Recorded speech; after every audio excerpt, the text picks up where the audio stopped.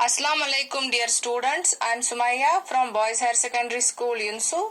We are studying 4th chapter of history for class 9th and this is my 4th lecture for the 4th chapter, namely Forest Society and Colonialism.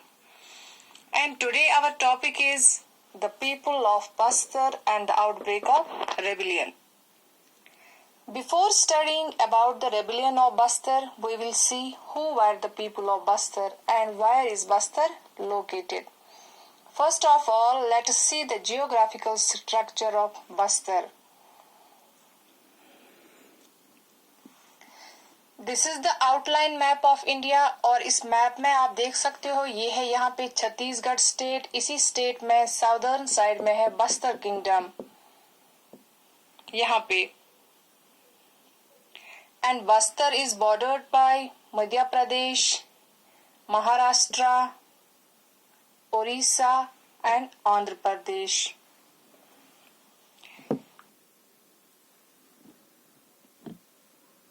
In states के साथ बस्तर अपना border share करता है।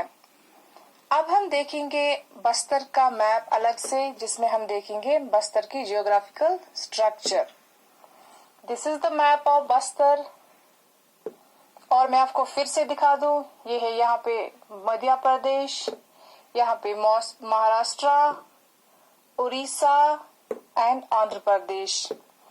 बस्तर का जो ये central part है वो एक प्लेटू है।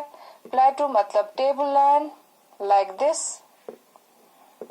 इसका जो ये नॉर्थ साइड है ये प्लेन एरिया है यहाँ पे और साउथ साइड में गोदावरी प्लेन है और गोदावरी रिवर है। इसके अलावा एक नदी भी बस्तर से होकर गुजरती है जिसका नाम है रिवर इंद्रावती। तो ये तो है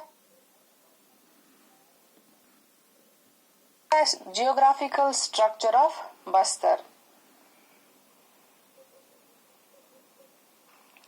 Now we will see who were the people of Bastar. Different tribal communities live in Bastar like Maria, Muria Gonds, Durvas, Batras and Halvas. These people speak different languages but share common customs and beliefs. They all worship earth. क्योंकि इनका मानना था कि जिस जगह वो रहते हैं वो इन्हें धरती ने दी है, इसलिए वो अर्थ की पूजा करते थे, वो अर्थ की रखवाली करते थे। हार्वेस्ट सीजन में एग्रीकल्चरल फेस्टिवल्स भी सेलिब्रेट करते थे। ये जो ट्राइबल पीपल थे ये रिवर्स को, फॉरेस्ट्स को और माउंटेन्स को अपना भगवान मानते थे, इनकी रेस्पेक्ट करते थे। दूसरी तरफ ब्रिटिशर्स के लिए फॉरेस्ट सिर्फ एक जरिया था for getting commercially available products और ये जो ट्राइबल कम्युनिटीज थी इनके लिए फॉरेस्ट्स सब कुछ थे। बस्तर के किंगडम में बहुत सारे छोटे छोटे विलेजेस थे और हर एक विलेज में अपनी अपनी बाउंड्रीज थी। इन बाउंड्रीज के रिसोर्सेज ये यूज करते थे। अगर कभी किसी दूसरे की बाउंड्री से रिसोर्सेज यूज करते थे तो उसके लिए ये एक अमाउंट पे करते थे, a sort of tax like Devsari दंड। इसके अलावा वो एक आदमी भी रखते थे जो जंगलों की हिफाजत करता था। ये तो हमने देखा कि बस्तर के लोग कैसे थे, वो कैसे रहते थे। अब हम देखेंगे the fear of people. Bastar के लोगों में क्या खौफ था। हम अब पढ़ेंगे कि ऐसा क्या हुआ कि ये लोग रेबिलियन करने पे मजबूर हो गए इन 1910 अगेंस्ट द ब्रिटिश गवर्नमेंट।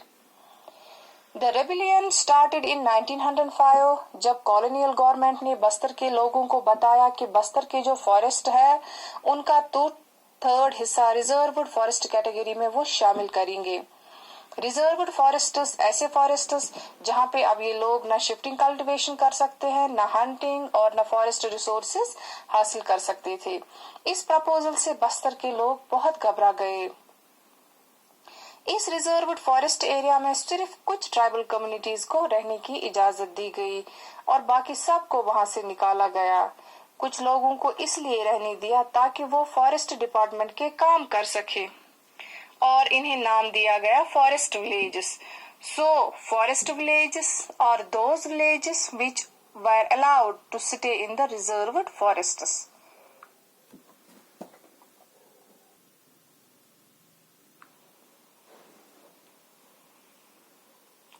इसके अलावा ब्रिटिशर्स ने रेंट बहुत ज्यादा बढ़ाया था, जिसके चलते फॉरेस्ट लोग बहुत परेशान थे। ब्रिटिशर्स फ्री में फॉरेस्ट लोगों से काम करवाते थे। अनदर फैक्टर, वहां पे एक टेरिबल फेमाइन आ गया फ्रॉम 1907 टू 1908, जिससे ट्राइबल कम्युनिटीज जो है ये बहुत घबरा गए, बहुत लोग मर गए, खाने की कमी हो गई वहां पे। And due to all these reasons, people of Bastar were very angry and against Britishers. These reasons were responsible for the rebellion in Bastar. Now let us see how did this rebellion started. इसकी शुरुआत कैसे होती है, कहाँ से होती है इसकी शुरुआत? People of Bastar during annual hunt or in any festival assembled together, and the headman of the village discusses the issue of concern including forests. Discussion होता था इस मीटिंग में बहुत सारे इश्यूज के ऊपर। ये मीटिंग होती थी विलेज काउंसिल्स में, बाजारों में, और सबसे पहले कांगर फॉरेस्ट जो कि बस्तर किंगडम में है उसे ब्रिटिशर्स ने रिजर्व कैटेगरी में लाया। तो इस फॉरेस्ट के जो ट्राइबल कम्युनिटीज थी, नेमली दुर्वाज, इन्होंने रेबिलियन स्टार्ट किया। तो बस्तर में जो रेबिलियन स्टार्ट हुआ वो स्टार्ट हुआ ट्राइबल कम्युनिटीज जो थी कांगर फॉरेस्ट के इर्द गिर्द जो रहती थी वहीं से। और इस मूवमेंट का एक अहम फिगर था गुंडादुर फ्रॉम विलेज निथानर। और फाइनली 1910 में एक आउटब्रेक हुआ जिसमें बस्तर किंगडम के कम्युनिटीज ने बाजारों पे हमला किया, ब्रिटिश ऑफिशियल्स के घरों पे हमला किया। दे burn down police stations and schools. All those who were associated with British government faced the anger of Bastar people. और ये वेपन्स यूज करते थे, फॉरेस्ट प्रोडक्ट्स लाइक मैंगो बोज, आम की लकड़ियां, ये भी एज ए वेपन यूज करते थे। ए लंप ऑफ अर्थ, पत्थर, चिलीज यानी कि मिर्च, और एरोज, तीर, ये सब ये एज वेपन्स यूज करते थे against Britishers. In return Britishers ने क्या किया? ब्रिटिशर्स ने अपनी फौज को भेजा इस रिबेलियन को सप्रेस करने के लिए, इसको खत्म करने के लिए। आदिवासी लीडर्स अब बातचीत के जरिए ये मसला हल करना चाहते थे, मगर ब्रिटिशर्स ने ऐसा नहीं किया। उन्होंने उनके कैंप्स पर अंधाधुंध फायरिंग की और उसके बाद विलेजेस में चले गए और जो कोई भी इस रेबिलियन का हिस्सा था उसे पकड़ कर ले गए। खौफ की वजह से लोग गांव छोड़कर जंगलों में छुप गए।